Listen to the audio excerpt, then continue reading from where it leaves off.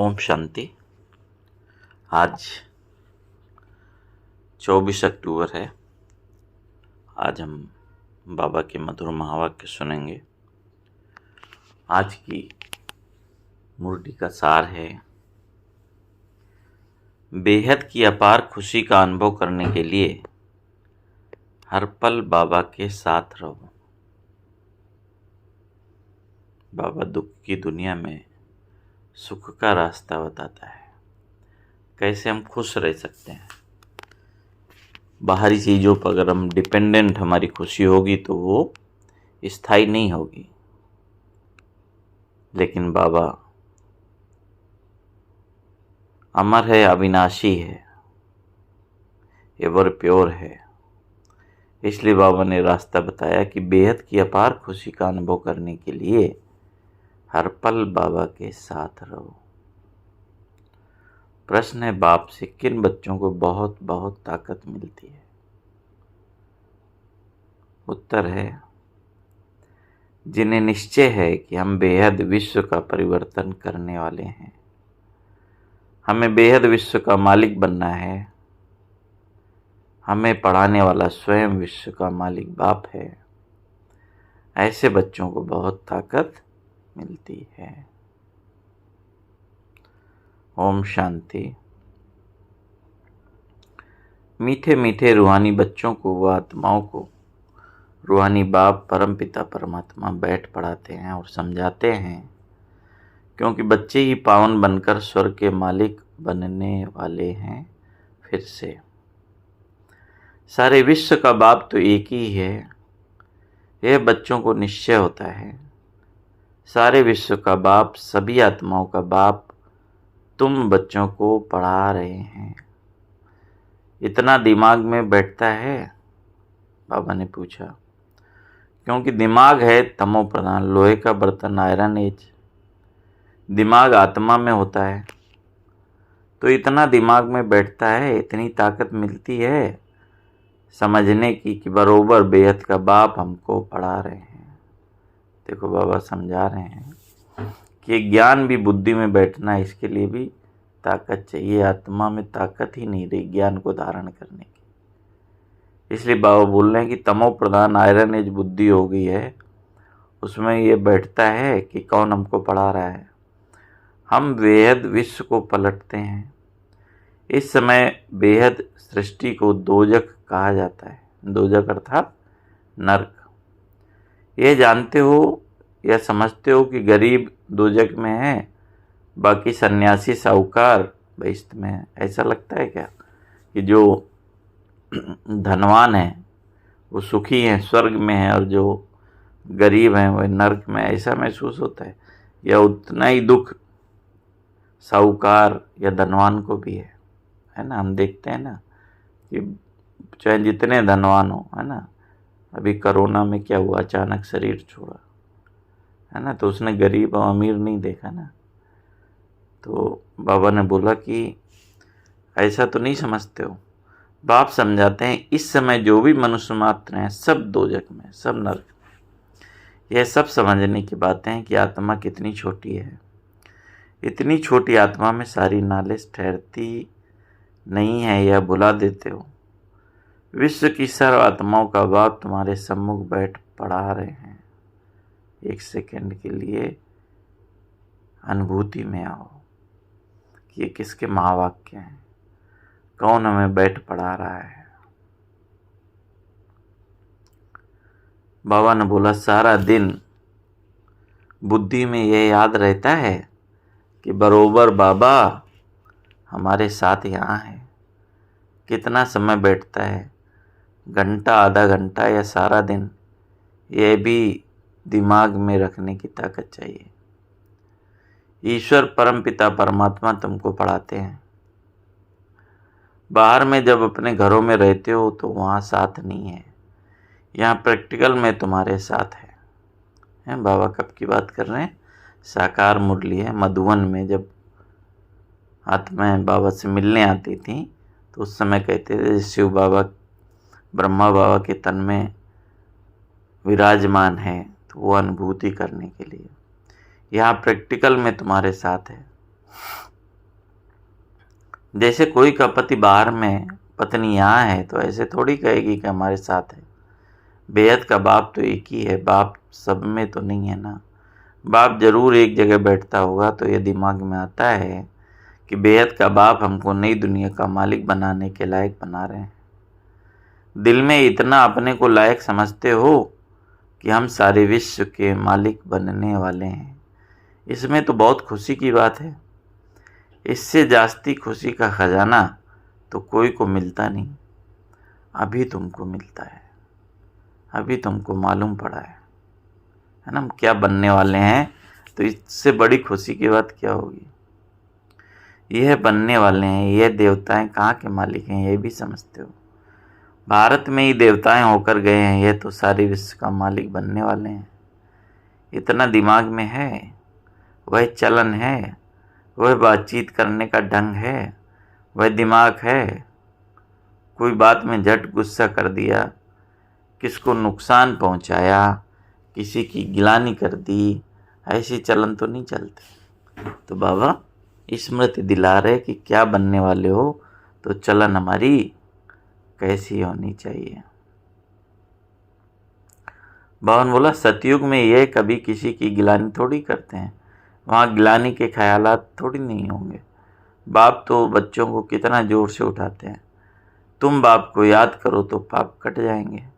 तुम हाथ उठाते हो, परंतु तुम्हारी चलन ऐसी है ना। किस में हाथ उठाते हैं कि हम लक्ष्मी नारायण बनेंगे, है ना। लेकिन बाबा कहते चलन ऐसी है। बाप बैठ पढ़ाते हैं, ये दिमाग में जोर से बैठता है। बाबा जानते हैं बहुतों का नशा सोडा वाटर हो जाता है। सोडा वाटर माने पानी जैसा हो जाता है। सबको इतनी खुशी का पारा नहीं चढ़ता। जब बुद्धि में बैठे तब नशा चढ़े। विश्व का मालिक बनाने के लिए बाप ही पढ़ाते हैं, है ना। जब ये नशा हो कि जो महावाक्य हम सुन रहे हैं, एक एक महावाक्य आत्मा को परिवर्तन करने वाला है, देवत्व प्रदान करने वाला है। हम आने वाले विश्व के महाराजा महारानी बनने वाले हैं, तब न सब चढ़े, है ना। तो बावन बताए यहाँ तो सब है पतित रावण राज्य। कथा है ना, राम ने बंदरों की सेना ली, फिर यह किया। अभी तुम जानते हो बाबा रावण पर जीत पहनाकर लक्ष्मी नारायण बनाते हैं। यहाँ तुम बच्चों से कोई पूछते हैं, तुम फट से कहेंगे कि हमको भगवान पढ़ाते हैं। भगवान वाच है, जैसे टीचर कहेंगे हम तुमको बैरिस्टर अथवा फलाना बनाते हैं। निश्चय से पढ़ाते हैं और वह बन जाते हैं। पढ़ने वाले भी नंबरवार होते हैं, फिर पद भी नंबरवार पाते हैं। यह भी पढ़ाई है। जैसे इंजीनियरिंग कॉलेज में कोई जाता है तो टीचर पढ़ाता है, उनको पता है इंजीनियर बनेंगे, वो बन भी जाते हैं। लेकिन बनते कैसे हैं, नंबरवार, है ना। कोई को 1 करोड़ का पैकेज मिलता है, कोई को 10 लाख का भी नहीं मिलता।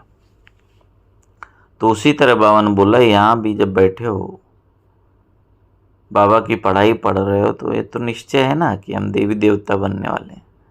लेकिन जितना निश्चय और नशा, जितनी धारणा, उसी अनुसार फिर पद मिलता है। तो बाबा ने बोला कि पढ़ने वाले भी नंबरवार होते हैं।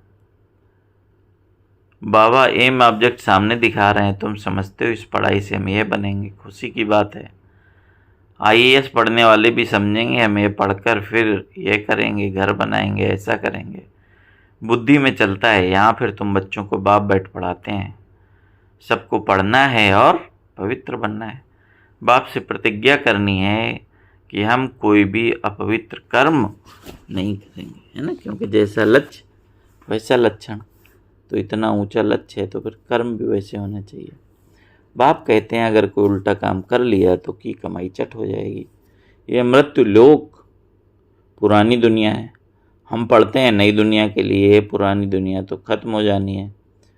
परिस्थितियां भी ऐसे हैं। बाप हमको पढ़ाते हैं अमर लोक के लिए। सारी दुनिया का चक्र बाप समझाते हैं। हाथ में कोई भी पुस्तक नहीं है, ओरली ही बाप समझाते हैं। पहली पहली बात बाप समझाते हैं, कौन सी? पहली बात कौन सी समझाते हैं बाबा? अपने को आत्मा निश्चय करो। आत्मा भगवान बाप का बच्चा है। परम पिता परमात्मा परमधाम में रहते हैं, हम आत्माएं भी वहाँ रहती हैं। फिर वहाँ से नंबरवार यहाँ आते हैं पार्ट बजाने। ये बड़ी बेहद की स्टेज है। इस स्टेज पर पहले पार्ट बजाने आते हैं भारत में, नई दुनिया में। ये उन्हों की एक्टिविटी है। तुम उनकी महिमा भी गाते हो। क्या उन्हों को मल्टी मिलीनियर कहेंगे? उन लोगों के पास तो अनगिनत अथाह धन रहता है। किसके पास? किसकी महिमा? देवताओं की। बाप तो ऐसे कहेंगे ना कि ये लोग, क्योंकि बाप तो बेहद का है। यह भी ड्रामा बना हुआ है। तो जैसे शिव बाबा ने इन्हों को ऐसा साहूकार बनाया, तो भक्ति मार्ग में फिर उनका मंदिर बनाते हैं पूजा के लिए। किसका? शिव बाबा का। पहले पहले उनकी पूजा करते हैं, क्योंकि उन्होंने साहूकार बनाया ना, उसने धन दिया है ना। तो बाबा पहले बोलते हैं उनका भी मंदिर कितना आलीशान बनाते हैं, जिसने पूज्य बनाया। बाप रोज रोज समझाते तो बहुत है नशा चढ़ाने के लिए, परंतु नंबरवार पुरुषार्थ अनुसार जो समझते हैं वह सर्विस में लगे रहते हैं, तो ताजे रहते हैं, नहीं तो बासी हो जाते हैं। मैंने ज्ञान को समझ लिया और उसको रिवाइज नहीं किया, किसी को समझाया नहीं, उसका चिंतन नहीं किया, तो क्या होगा?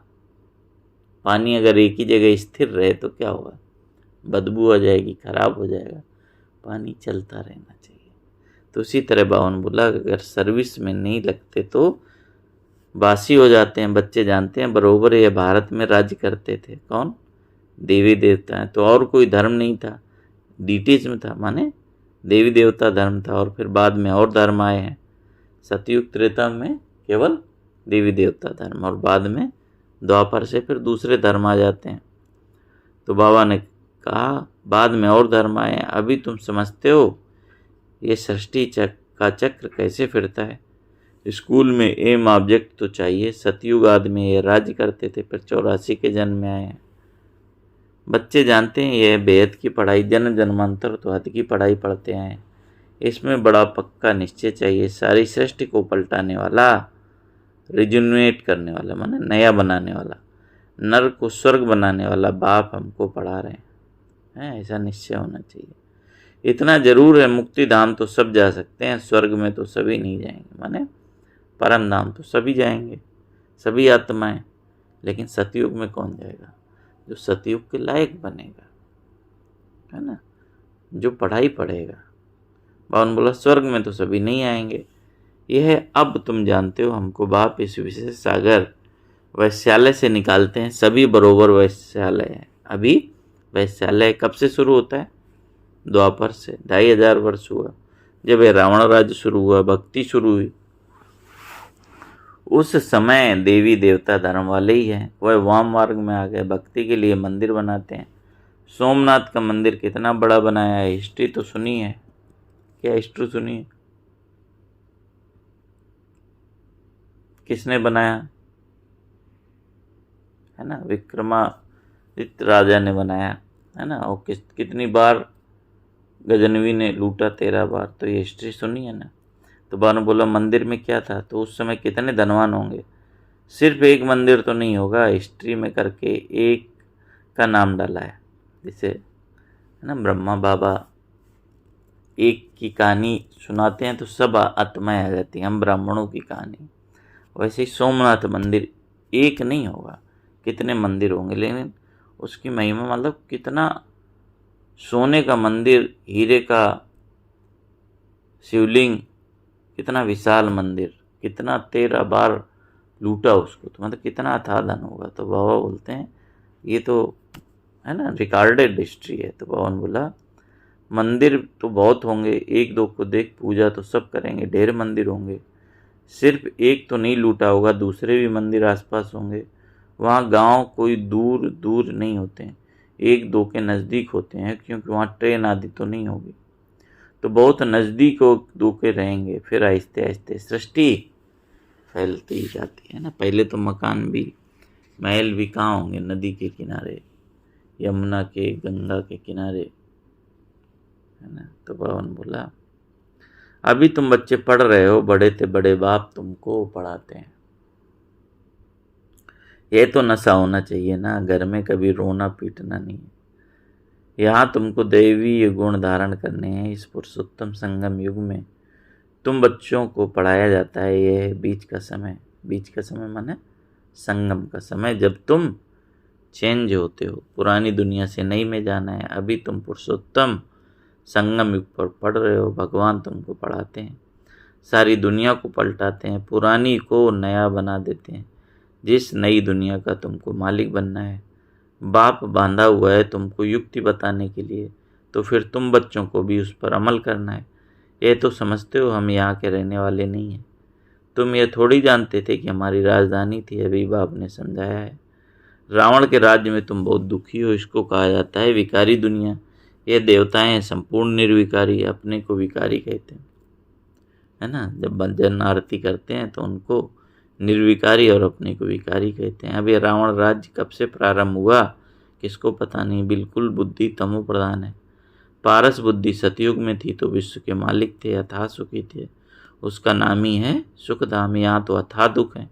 सुख की दुनिया और दुख की दुनिया कैसे है बाप समझाते हैं। सुख कितना समय और दुख कितना समय चलता है मनुष्य तो कुछ नहीं जानते। तुम्हारे में भी नंबरवार समझते हैं। समझाने वाला है बेहद का बाप। श्री कृष्ण को बेहद का बाप थोड़ी कहेंगे, दिल से लगता ही नहीं, है ना। बाबा शब्द श्री कृष्ण को कैसे लगेगा, परंतु किसको बाप कहें कुछ भी समझते नहीं। भगवान समझाते हैं, मेरी गिलानी करते हैं। मैं तुमको देवता बनाता हूँ और मेरी कितनी गिलानी की है, फिर देवताओं की भी गिलानी की है। कितनी मूढ़मती मनुष्य हो गए हैं। कहते हैं भज गोविंद, बाप कहते हैं हे मूढ़मती, गोविंद गोविंद राम राम कहते बुद्धि में कुछ आता नहीं, किसको भजते हैं। पत्थर बुद्धि को मूढ़मती कहेंगे। बाप कहते हैं अब मैं तुमको विश्व का मालिक बनाता हूँ। बाप सर्व का सदगति दाता है। बाप समझाते हैं तुम अपने परिवार आदि में कितने फंसे हुए हो। भगवान जो कहते हैं वह तो बुद्धि में लाना चाहिए, परंतु आसुरी मत पर घिरे हुए हैं, माने फंसे पड़े हैं। तो ईश्वरी मत पर चलेंगे कैसे। गोविंद कौन है, क्या चीज़ है, ये भी जानते नहीं। बाप समझाते हैं। तुम कहेंगे बाबा आपने अनेक बार हमें समझाया है, ये भी ड्रामा में नूद है। बाबा हम फिर से आपसे वर्षा ले रहे हैं, नर से नारायण बनेंगे। स्टूडेंट को पढ़ाई का नशा जरूर रहता है कि हम यह बनेंगे, निश्चय रहता है। बाप कहते हैं तुमको सर्वगुण संपन्न बनना है, कोई से क्रोध आदि नहीं करना है। देवताओं में 5 विकार होते नहीं। श्रीमत पर चलना चाहिए। श्रीमत पहले पहले क्या कहती है। सबसे पहली मत कौन सी है, अपने को आत्मा समझो।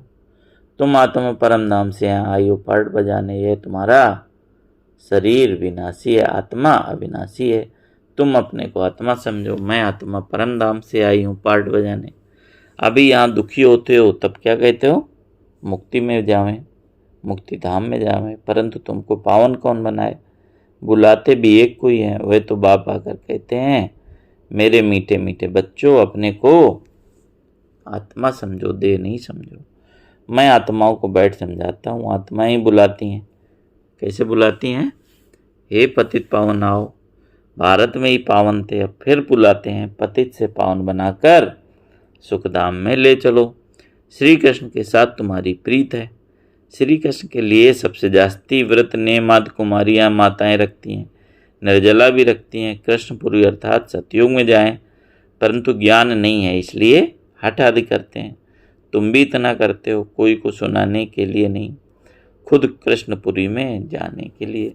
तुमको कोई रोकता नहीं है। वो लोग गवर्नमेंट के आगे फास्ट आदि रखते हैं, हट करते हैं तंग करने के लिए। तुमको कोई के पास धरना मारकर नहीं बैठना है, न कोई ने तुमको सिखाया है। श्री कृष्ण तो है सतयुग का फर्स्ट प्रिंस, परंतु ये कोई को पता नहीं है।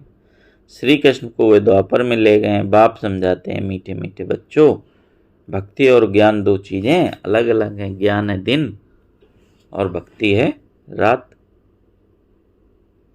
किसकी, ब्रह्मा का दिन और ब्रह्मा की रात।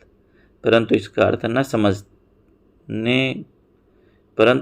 इनका अर्थ न समझते हैं गुरु न उनके चेला। मतलब रात दिन ब्रह्मा की कहते हैं, लेकिन जो कह रहा है उसको भी पता नहीं है, जो सुन रहा है उसको भी पता नहीं। ज्ञान भक्ति और वैराग्य का राज बाप ने तुम बच्चों को समझाया। ज्ञान होता है दिन और भक्ति होती है रात, और उसके बाद वैराग्य। किससे वैराग्य हो जाता है, भक्ति से वैराग्य हो जाता है, फिर दिन आ जाता है। वह जानते ही नहीं ज्ञान भक्ति वैराग अक्षर एक्यूरेट है, परंतु अर्थ समझते नहीं हैं। अभी तुम बच्चे समझ गए हो, ज्ञान बाप देते हैं तो उससे दिन हो जाता है। भक्ति शुरू होती है तो रात को कहा जाता है, क्योंकि धक्का खाना पड़ता है, माने समझ नहीं। भक्ति में एक दूसरे को देखकर जो किया वो करते रहते हैं, लेकिन लक्ष्य क्लियर नहीं है, स्पष्ट नहीं है। इसलिए बाबा ने बोला धक्का खाते रहते हैं। रात है, ब्रह्मा की रात सो ब्राह्मणों की रात, फिर होता है दिन। ज्ञान से होता है दिन और भक्ति से रात। रात में तुम वनवास में बैठे हो, फिर दिन में तुम कितना धनवान बन जाते हो। अच्छा, मीठे मीठे शिकलदे बच्चों प्रति माता पिता बाप दादा का याद प्यार और गुड मॉर्निंग। रूहानी बाप की रूहानी बच्चों को नमस्ते। हम रूहानी बच्चों की रूहानी बाप दादा को याद प्यार गुड मॉर्निंग। नमस्ते बाबा, नमस्ते, शुक्रिया बाबा, शुक्रिया। तो आज की मुरली में बाबा ने क्या मुख्य पॉइंट बताए उसको हम सुनेंगे। धारणा के लिए मुख्य सार है। आज बाबा ने विशेष रूप से अलग से धारणा के लिए पॉइंट बोले हैं। अपने दिल से पूछना है ना। पूरा दिन आज चिंतन में यही रहे, अपना दिल से पूछना है। पहला पॉइंट है, बाप से इतना जो खजाना मिला है वह दिमाग में बैठता है। बाप हमें क्या बना रहे हैं वो स्मृति में बैठता है, बुद्धि में बैठता है। दूसरा है, बाबा हमें विश्व का मालिक बनाने आए हैं, तो ऐसी चलन है। बातचीत करने का ढंग ऐसा है, कभी किसी की कोई गिलानी तो नहीं करते, है ना। हम क्या बनने वाले हैं, बाबा क्या बना रहा है, तो वैसे हमारे ढंग हैं, वैसा हमारा बोलने का तरीका है। तीसरा है, बाप से प्रतिज्ञा करने के बाद कोई अपवित्र कर्म तो नहीं होता है।